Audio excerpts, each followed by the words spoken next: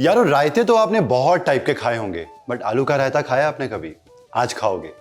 आज मैं आपके लिए बनाने वाला हूँ नवरात्रा स्पेशल आलू के रायते की रेसिपी।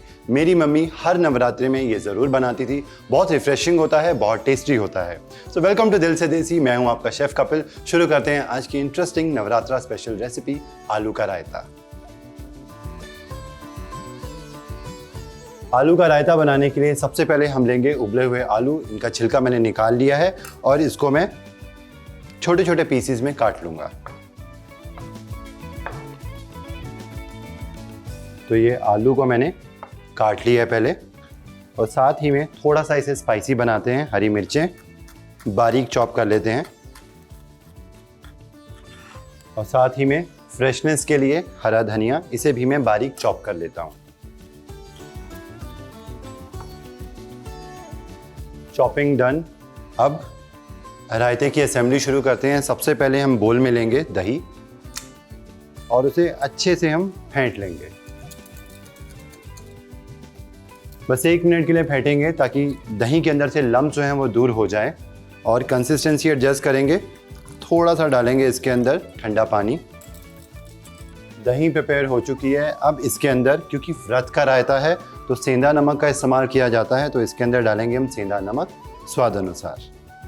और उसके साथ दही में हल्की सी मिठास बहुत ज़रूरी है, तो ये है मेरे पास पिसी हुई चीनी। तो ये भी थोड़ी सी मिक्स कर लेते हैं।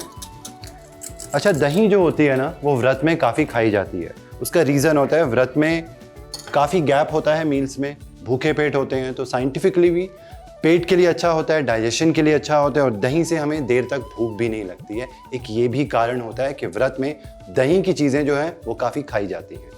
अच्छा, अब इसके अंदर जाएंगे ये उबले हुए आलू।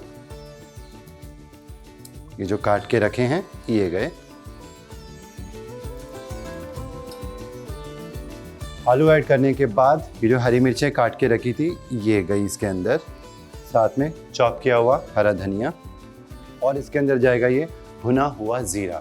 और ज़ीरे को आपको बिल्कुल अच्छा डार्क कलर होने तक भूनना है। उसके बाद उसे आपको दरदरा पीसना है। तो ये गया ज़ीरा, और फ्रेशनेस के लिए अनार के दाने। बस इस सारी चीज़ों को हम कर देंगे मिक्स। तो मिनटों में बनकर तैयार हो जाएगा ये आलू का रायता। इस नवरात्रे आप भी ये रायता घर पर बनाओ, चखो, और मुझे कमेंट करके बताना कि आपको ये डिफरेंट टाइप ऑफ रायता कैसा लगा।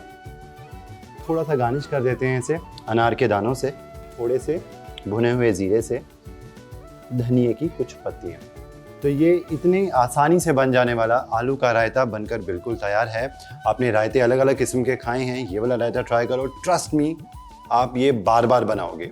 नवरात्रों में तो आप ये 9 के 9 दिन बनाने वाले हो, आई गारंटी। उसके अलावा भी ये ज़रूर ट्राई करना, क्योंकि रायते की कोई हमें जो लिमिट है ना वो नहीं है। हमें चाहिए होती है ऑप्शंस, बहुत सारी चाहिए होती हैं, and this is one of the best options for रायतास।